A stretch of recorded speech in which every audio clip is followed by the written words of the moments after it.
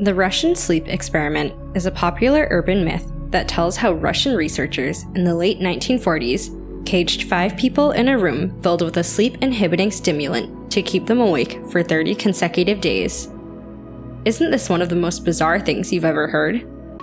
But, to digress, the most famous sleep deprivation experiment was in 1964 when Randy Gardner stayed up for 264 consecutive hours, equating to over 11 days without cracking. However, Gardner was reported to have become unusual on the 11th day. He grew paranoid and started hallucinating without any long-term physical or psychological damage. Despite the Russian sleep experiment details, the story's authenticity remains highly questionable since it's a copypasta, content shared online by some readers who believe it's true. But could this deeply unsettling legend have some roots?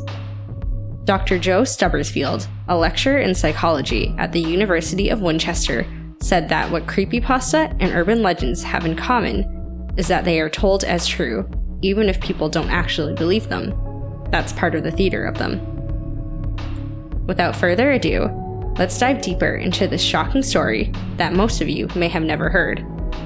But before we do, please kindly subscribe and turn on the notification bell for more fascinating true crime videos. Before we get into today's story, please be warned that this video has graphic descriptions of gory violence. With that, let's get started. The story recounts an experiment on a group of 5 men deemed as enemies of the state. These men were moved into a gas-sealed room stocked with beds, but no bedding, books, running water, or food, while an airborne stimulant was continually administered to keep them awake for 30 days.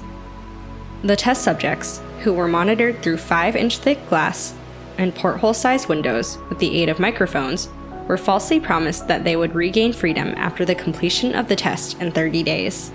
They did not seem to understand the gravity of the situation.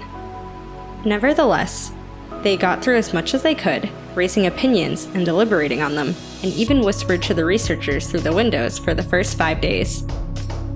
Shortly after the 5th day, the subjects' discussions became darker. On the 9th day, one of the subjects allegedly demonstrated severe paranoia for hours while the others watched in dismay.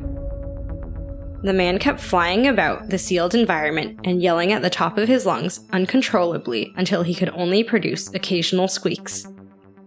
After 3 hours of this erratic display, researchers postulated that he had physically torn his vocal cords and was rendered mute. When the second subject started screaming, the non-screaming ones prevented the researchers from peeping at them by pasting torn book pages and feces on the portholes. The researchers left, then returned after a few days to find that the screaming had stopped, and none of the men were motivated to attack through the windows. The researchers were stunned. How could the chamber filled with 5 angry people be completely silent? They queried silently, and then used an intercom inside the chamber to test whether the subjects were alive or just acting drop dead.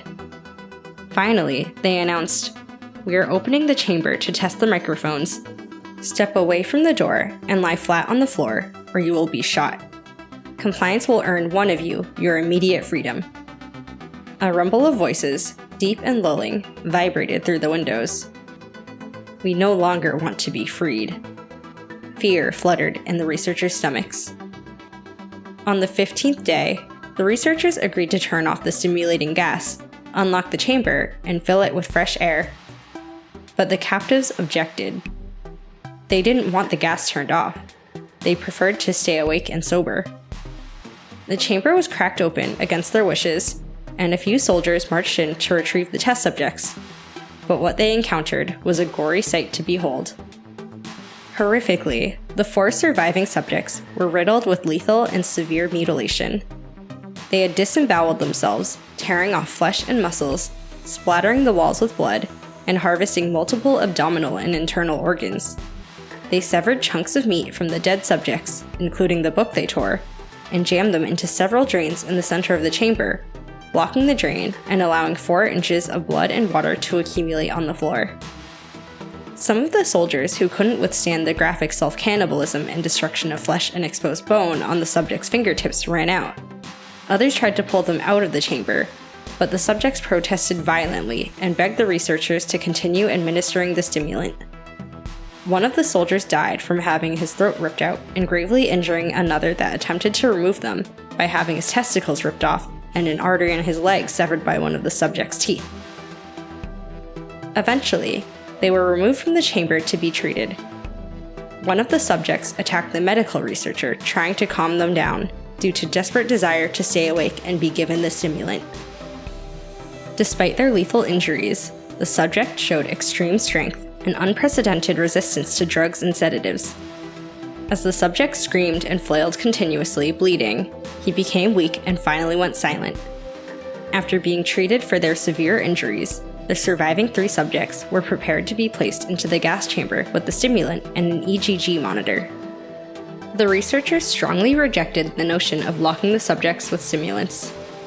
Still, since it was an order from the military commander in the Soviet era, they had to listen to it. Before the chamber was locked, one of the subjects fell asleep and died, while one of the 2 remaining subjects that could speak started screaming to be sealed immediately. The EGG monitors revealed his brainwaves with flat lines as one who had just died from falling asleep. The military commander ordered 3 researchers to be sealed inside the chamber with the remaining 2 subjects. One of the researchers immediately drew his gun and shot the commander and the mute subject by shooting them both in the head, causing the other person to flee the room. While pointing the gun at the only surviving subject, the terrified researcher explained that he would never allow himself to be caged with monsters. He desperately asked what the subject was, to which he smiled and then said, "Have you forgotten so easily? We are you. We are the madness that lurks within you all, begging to be free at every moment in your deepest animal mind. We are what you hide from in your beds every night. We are what you sedate into silence and paralysis when you go to the nocturnal haven where we cannot tread." The researcher paused, then aimed at the subject's heart and fired. The EEG flatlined, and with his dying breath on the floor, the subject muttered his final words, "So nearly free." Now imagine the wonders soldiers can do with such a stimulant injected during the World War. The concept of nations using stimulants to fight world wars is as old as humans. The report states that the Germans used a stimulant called Pervitin to prevent sleep during the World Wars, and that the British and Americans also had their form of a stimulant called Benzedrine. So the Russian sleep experiment story rings true if we're to go with common knowledge about unethical experiments on human beings in the 1940s, including during World War II. According to Joe Stubberfield, if you keep people awake for a long time, they become more suggestible.